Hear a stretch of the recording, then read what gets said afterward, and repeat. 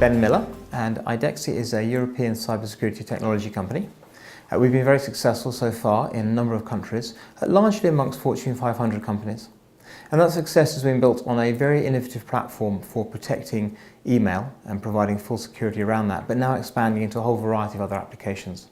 And we have a mission which is to make the CISO's life easier by helping them with more resources to solve the problems they have, but also to detect problems which are currently not visible.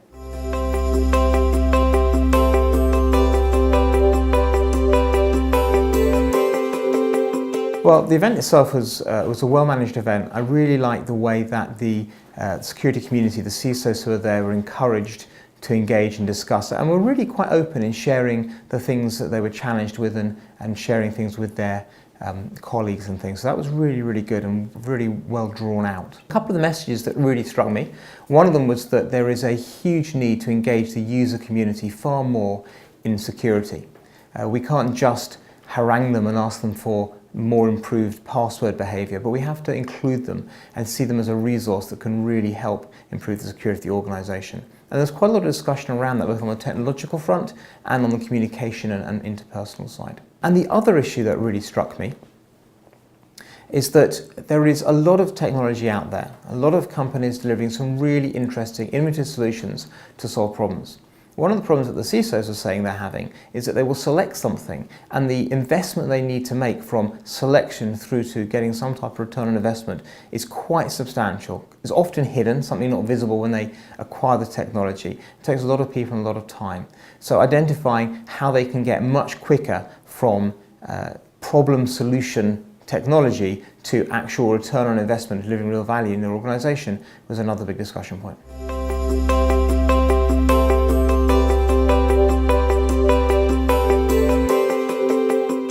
Well, certainly we completely agree the need to get the user on board. And one of the things that we focused on with our technology is that where we are identifying real breaches in somebody's security, particularly around email or application sharing platforms or documentation platforms, etc., where we're identifying those things, we can communicate that direct to the user in such a way that the user can understand what's happening, the user can quickly validate or negate a potential breach, and can help the security team much faster with effectively vastly more eyes and ears watching what's happening.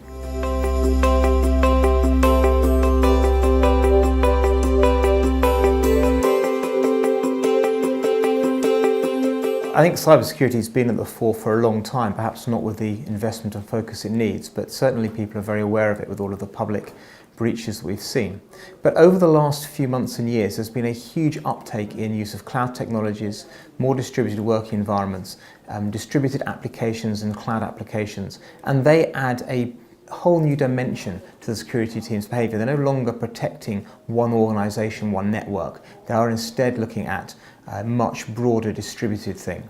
And within that, all these applications, all these distributed applications are where your data is. This is where the critical things are now stored. So what becomes really important is how do you protect the applications? And if you're protecting applications, you have to be thinking about protecting users as well. The two of them are very tightly related. Now we see three major attack vectors which are becoming more and more significant. One of them is compromised credentials. Someone's lost their password, had their password hacked, and someone else uses their account.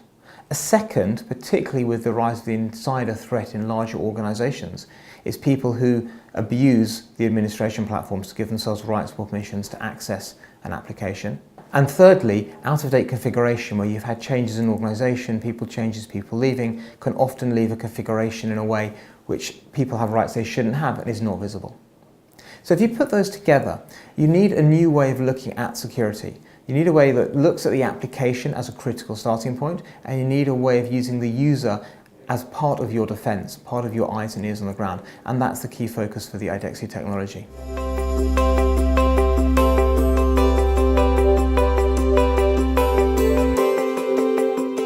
We've got a number of customers who have had some really successful deployments of our platform.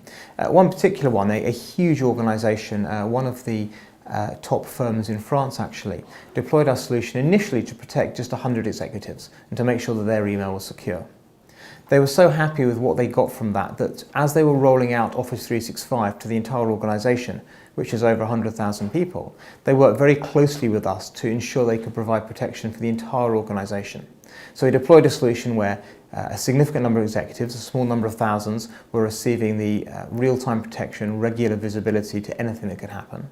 And then a larger number of people who were considered to be a lower risk profile received reports on a periodic basis showing changes to their application, changes to the access patterns, so they could identify or alert where something was happening which didn't look very good.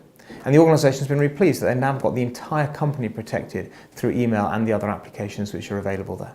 One of the things that I find actually really interesting is just looking at some of the examples where our customers have detected a breach which could have been very telling. So for example, a lot of people are conscious of the fact that emails are often used to try and persuade accounts departments to send money to the wrong account number or to the wrong person.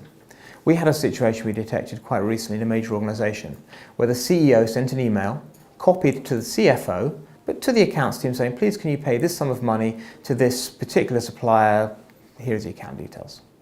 And the CFO then responded saying, yes, I'm aware of this payment, please go ahead, it's urgent, please make sure it happens today. Now, those emails genuinely came from the CEO's and the CFO's inboxes. There was nothing the recipient could have done to have identified that as being fraudulent. And it was under all the rules of their organisation they should pay that money.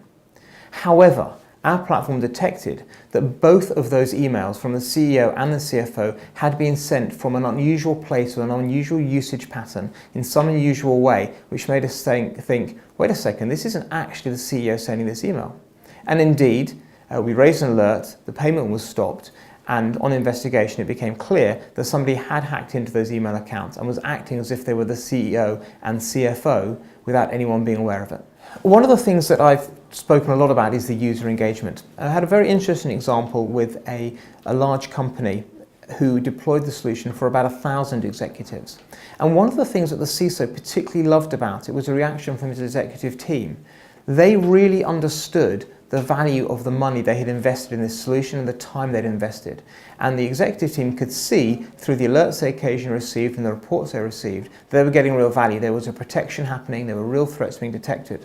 And in a world where there's a huge amount of resources invested in cybersecurity, but in very arcane areas which are difficult to explain or understand, it really helped the CISO with his ongoing investment that he had something so visible and clear and obviously valuable to show to his executive team. So one consequence of that particular example, but also for where other CISOs have had a similar experience, is that when they do try and raise awareness of cybersecurity, when they do try and get either funds or resources available, then they do get a lot more attention paid, partly because they've shown how it can be effective, but also they've shown that the company is under constant attack in such a way that it's now visible to the chief executive or other senior people, and they then become much more willing to listen carefully to the cybersecurity concerns and to invest time, money and other resources.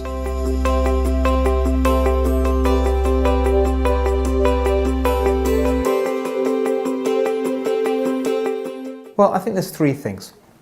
The first one is that when you are providing breach alerting solutions as we are, you have to be really accurate. You want to minimize false positives. You don't want to give either the user or the security team a whole bunch of noise they have to wade through to find the nugget. And we've done that by focusing on the applications themselves. So we have a very detailed knowledge of each application we're protecting and what's potentially malicious behavior within them. But most importantly, we build a user profile. So for each user being protected, we build a profile of their regular behavior. And when you compare that profile of normal behavior, along with the application knowledge we have, we can identify real malicious behavior really accurately with an incredibly low false positive rate. And that is critically important. So that is the first and foremost, because we have to do that to have any type of value in the solution. The second piece is the thing that we've really spent quite a bit of time talking about. The fact that we are communicating direct with the user, which is certainly unusual, if not unique in this space, rather than funneling everything through an overloaded security team. It makes a huge difference, both to the resources available to keep an eye on security, but also to the effectiveness of those alerts and the speed with which they are acted upon. And the third piece goes back to something that I heard about quite a lot at the Nord conference, which was this issue about the time between deploying a solution and actually getting value out of it.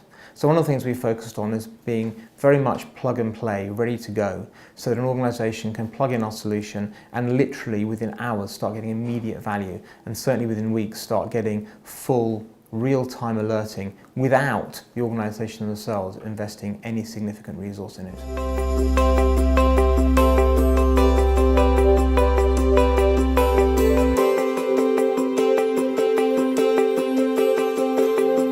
I think one of the key things that CISOs are going to have to develop is an increasingly nimble approach. Lots of plans have been put in place for 2018, quite rightly, but during the year, as ever, there's going to be new alerts, new attacks, and new solutions available. And CISOs are going to have to be able to react to those and not stick with one plan until the next year. I think that's going to be really, really important. And within that context, GDPR is a big deal. You need to make sure that it doesn't suck up all your time and resources. A lot of companies are going to have excellent processes, real clear knowledge of where their data is, but perhaps have fallen back a little bit on actually protecting their organisation from breaches and making sure that that data isn't stolen. And lastly, you would expect me to say this after everything else I said, make the users a part of your armoury. Make sure that you're getting their help in protecting the company.